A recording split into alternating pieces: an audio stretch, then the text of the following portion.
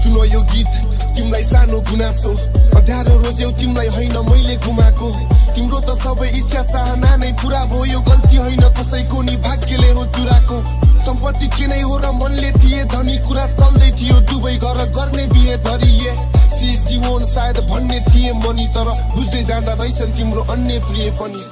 साथमा बैठ थिए तिमीलाई दुःख पर्दा लाग्थ्यो हिँड्दैछौ होला तिमी साह्रै कष्ट बोकेर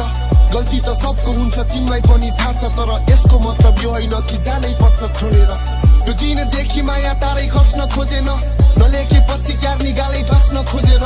मायामा बाँधिएर दिन रात मर्नु भन्दा यसैले जित्ने सजो टाढै बस्छ रोएर जुन दिन थाहा पाए तिम्रो बिहेभो फिक्स त्यसपछि लाग्यो रुन भन्दा पिएको ठिक तर सकेन नि मदिराको भुर्कीले धकेल्न घाँटीमै अड्किरहेछ तिमीले दिएको बिख के राख्नु चासो आफैलाई नै गर्छ हानि तर तिमीलाई थाहा थिएन बानीले नै हुन्छ रानी एउटा आगो भएपछि अर्को हुनु पर्थ्यो पानी यसरी नै गयो टुक्रिएर सिसा जस्तै हामी मरुए पानी तिमी कहिले नरुनु उसको अङ्गालोमा बाँधी हरपल हाँसिरहनु